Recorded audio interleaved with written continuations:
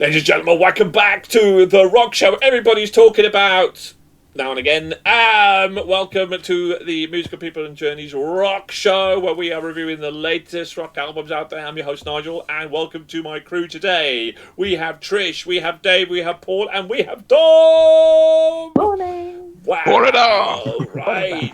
What have we been rocking out this month too? Well, just some concept of the show. We review 12 albums, and we then do a mashup. Which album of the two that we're about to review would we buy? And then we're going to rate them out of our listening pleasure out of 5. And then will they reach our hallowed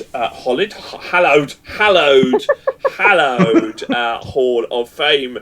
So today's mashup, we have Koritni, we think that's how we pronounce it, and our album Long Overdue, against Jim Kirkpatrick and Deadman Walk In. Well, I'd never heard of any of these bands, so let's find out a little bit about them. First of all, we'll start with Koritni and their album Long Overdue. Right, so, now, dun dun dun, after a breaking up of Green Dollar Colour. Ever heard of those guys? No? No. Okay, not Green Day. Green Dollar Colour. Lex Koritni decided to form a new band, helped by French guitar player Eddie Sankarou. I think I was close. Bassist Matt Hunter, rhythm guitarist Luke Curtin, Chris Brown on drums. They formed the band Koritni in 2006, mixing 70s hard rock and American sleaze rock. The band doesn't hide its preferences as bands such as Aerosmith, Guns N' Roses, Van Halen or AC/DC. In 2007, Koritni released their first full-length album, Lady Luck, praised by the press. Lady Luck was mixed by Mike Fraser from AC/DC, Aerosmith, Van Halen, funny enough. And following the release of the album, the band undertook a European tour. Oh, a little bit of flavour of background of Koritni there. So, their album Long Overdue. Now, they obviously have a bias towards the bands such as Guns N' Roses. So let's go to our resident Guns N' Roses guru, Dave. Then let's find out, what do you think of Koritni and Long Overdue? This is a Long Overdue album for you, by any chance? I absolutely love this album. Bluesy rock with a great energy, awesome musicianship, some really killer guitar work in there. One criticism I would have, though, and this is something that you've brought up previously as well, there wasn't any standout tracks on the album. It was solid all the way through for me, but there wasn't any sort of knockout punch that sort of, if someone said, oh, you know, you recommended the album to someone and you said, check out this track, or something, there's not anything that comes to mind that you would say, you got to listen to this one. But I mean, that's a minor criticism.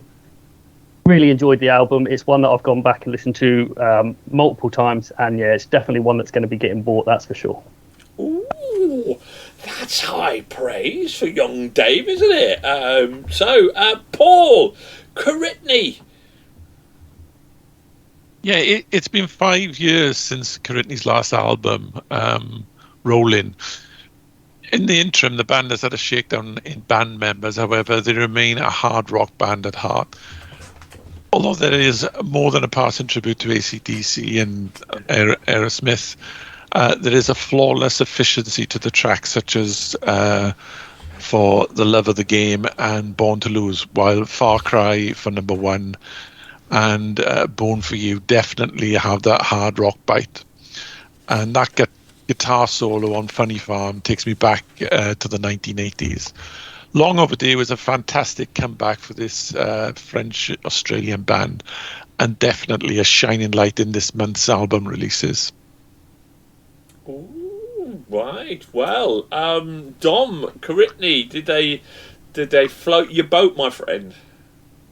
Yeah, I actually really like this. It was 70s hard rock. That's where I was taken back to.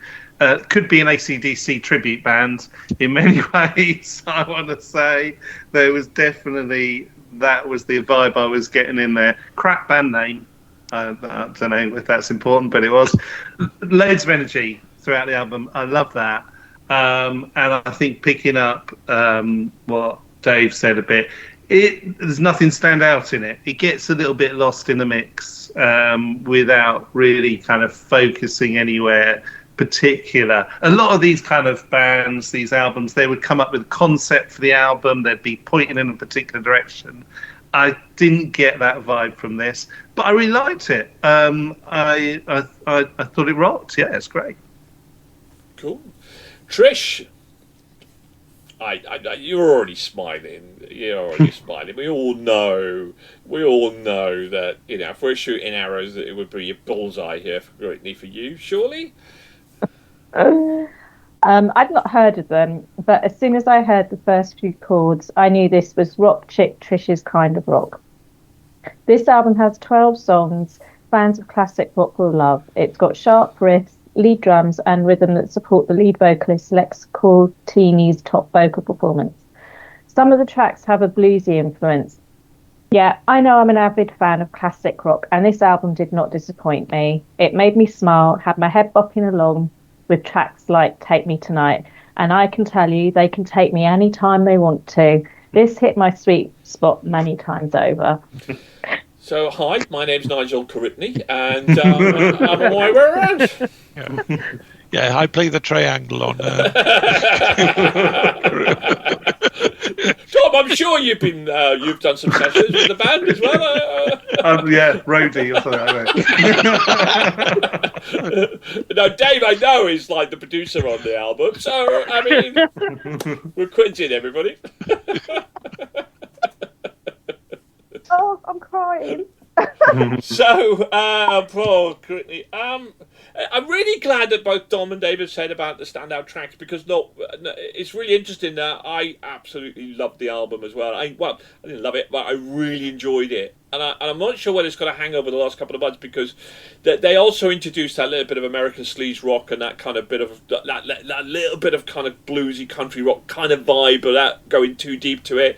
And when I benchmark it against bands like The Answer and that sort of stuff, which was outstanding, which I've got about 3 tracks on my cool playlist. Colony House were a little bit there, a little bit similar, but it pushed in that sort of direction. I found there was they didn't really kind of get to my pinnacle, I think, but I loved it. I didn't love it.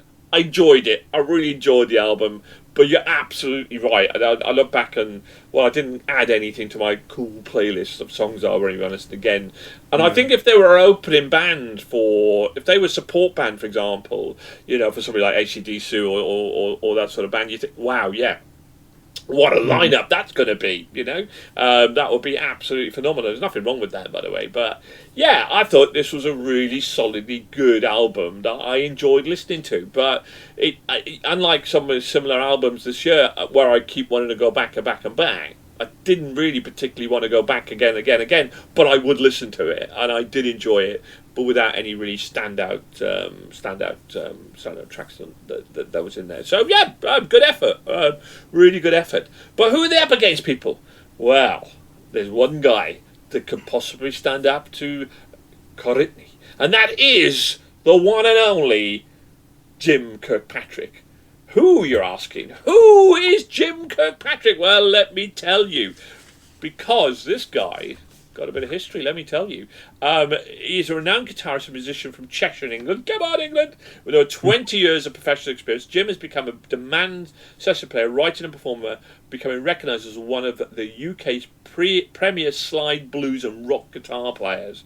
Jim has been lead guitarist for the legendary British rock band FM since 2008, appearing on albums Metropolis, Rockville 2, Heroes of Villains, and Indiscreet 30. Jim has co-written with bands UK radio hits Hello, Bring Back Yesterday, Crave, Better Late Than Never, Story of My Life, Shape 'Em All In, all of which were playlists on BBC Radio 2, Crosstown Train, Bad Addiction, Better Late Than Never, you get it, blah, blah, blah, blah.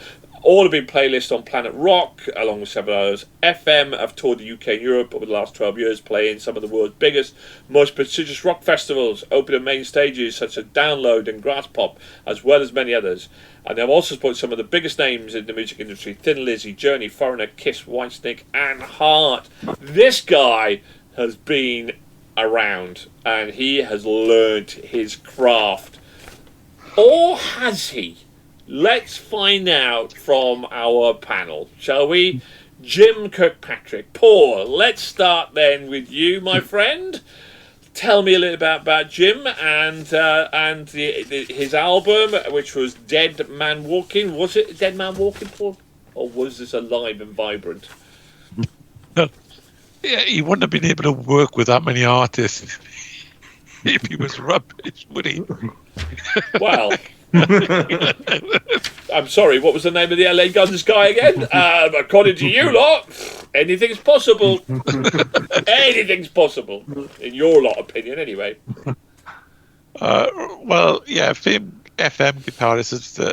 He's produced this. This is his second album, Deadman Walking, and it's a well-crafted bluish country rock album. Highlighting both Kirkpatrick as a guitar maestro and as a strong vocalist. Think the Eagles meets blues rock, and you'll have a good feel for what this album contains. At least the first couple of songs. What has to be admired is the production levels and songcraft of Jim. He is definitely an overlooked artist. And for those in the know, he is often referred to as England's equivalent to Joe Bonamassa. This is more than highlighted in the final track of the album, which is a cover of Rory Gallagher's I Fall Apart. I could go on and on with the superlatives about Kirkpatrick's talents, only to say that he's almost on a par for me with Gary Moore. Ooh, high praise indeed. Well, in Paul's opinion, this guy is certainly not a dead man walking. Let's move on to Dom and Domsky. What do you think? Have you heard of Jim before? No, I hadn't heard of him before. Yeah, I mean, the guy is clearly a professional. He's got his chops down like you would not believe. And his chops. His chops, yeah, his guitar chops. He knows how to play guitar, man. Oh, okay, brother. I'm hearing it. Sorry, these technicalities. Let me just make that note of that. Guitar playing is equal to getting his chops down. His chops down. He's got it sorted. Yeah, country, blues, Americana from a geezer from Cheshire. You know, what's not to love about that? Country and Western is like my guilty pleasure. I really like a bit of country. I've got Johnny Cash tattoo right here. There's the great there. I mean, I wouldn't go that far. I mean, I was going to salute you, but then you just went too far. There we go. Johnny Cash is amazing. And he's no Johnny Cash, let's put it that way. Because it's like, it's just really good, high quality blues rock that, you know, we love. Union Train for me was the standout song. There's some amazing kind of harmonising on it, and it's just a really professionally made good track. I thought a bit of Steve Earle in there as well. I thought there was a bit of Steve Earle influence in there, but Gary Moore, yeah, I can see all that kind of stuff going through. So I thought it was really good professional music. Did it excite me? Not really, but, you know, it was good. So I'm going to give the guy his dues because he's got great chops. Now, talking about somebody with great chops, Trish. Thanks for that. It's all right. Like Dom, I'd not heard of Jim Kirkpatrick before. The album opens with Promised Land, which is quite different for an opener of an album, as it's an a cappella over acoustic guitars, but doesn't go anywhere and suddenly finishes. So I was a bit disappointed, as it's normally the opening track that pulls you into the album. However, that being said, the rest of the album is a combination of blues and rock akin to, like it's been said, Joe Bonamassa. There are chunky riffs in the majority of the songs, along with bass and drums. Whilst this album didn't blow me away, it did have my toes tapping for the majority of it. An all-round good effort, feel-good album, an easy listen. Right, well, Dave, did Jim Kirkpatrick float your boat, or were you a dead man walking? I keep going because it's a great analogy, and I love it. And or did it make you want to walk? Let's find out, Dave. Well, it was one of those. I've never heard of him myself. I took one look at the album cover and was like, I think I know what to expect from this album. And it did exactly what it said on the tin. Great blend of country, rock and blues influences. Standout tracks for me were Road of Bones and Dead Man Walking. I'm glad that other people picked up on the Joe Bonamassa thing, because I did write down, gives me Joe Bonamassa vibes. Yeah, thoroughly enjoyed this. It was solid throughout. I would compare it with the other one that we obviously just reviewed, because we mentioned that there was sort of no knockout tracks on that, and this one did have a few, but I don't think it was quite as solid throughout as the other album was. But thoroughly enjoyed it, and again, this may be one that I end up buying myself as well. Dave's on a roll, people. Dave is on a roll. Yeah, I think that I think he's playing in that space of Eric Gales and Joe Bonamassa, and you know, and the quality of his musicianship is phenomenally good, and I enjoyed the album. I think it was really solid. But it's similar to Koritni. For me, I didn't end up putting any of his tracks onto my cool playlist, but I did enjoy the album, and that's bizarre, really. And I go back and I go, well, you know, because I go back at the end of the review and I go back and I listen to it again and go, well, what tracks have I got in? And I just, you know, nothing was like, whoa. But but equally, I loved the vibe, I loved the feel, I loved the rhythm of the album. I think it's an album. Do you know what I mean? It's an album to enjoy in its entirety, and every track is really good. But it doesn't have any big hits, you know, in there, which sets you kind of above where you want to keep going back at track after track and listen to. But really good, solid album, and really thoroughly enjoyable. I like this vibe. I'm with you, Dom. You know, my guilty pleasure. I do like a little bit of country western, but I like and I think I'll emphasise this. I like country rock, and you'll see more and more. And we've heard it over the last kind of year, where Def Leppard, for example, with some of their tracks went more to that combination of 80s rock and combined it with country rock, and that sound is really good. This wasn't, by the way. This was pure blues and country rock kind of mashed in, and a really good effort. The guy is super talented. The difference for me is I think that he wasn't as with his guitar play and stuff as good as Bonamassa, but I think vocally he is better than Bonamassa. But it's really difficult not to compare, isn't it? You know, so from those scores. And you know, and we saw Eric Gales live, and wow, I would love to see this guy live as well. I think he would be fantastic. So, well, his tour is announced. So, oh, is it? Okay, cool. Yeah, I think it's only 5 or 6 gigs. Yeah. In the UK and Scotland. Well, so. If he comes down the south coast, I'll go into my ticket agent, Trish, and we'll have a look. Right. Okay. So this is going to be close. I think this is going to be a close battle. Who will come out on top? So Trish, then Koritni. Well, thanks for ruining the show. Thank you for ruining the show. I've got a funny feeling it's going to be a 5. I don't know why. Some ghost from the past has just told me it's going to be a 5. What's your rating? 1, 2, 3, 4, 5. Okay. There we go. Dave. I want to give it a 5, but I can't. I'm gonna have to give it 4.5. Oh, okay, that's still good. That's still good. Paul, Koritni.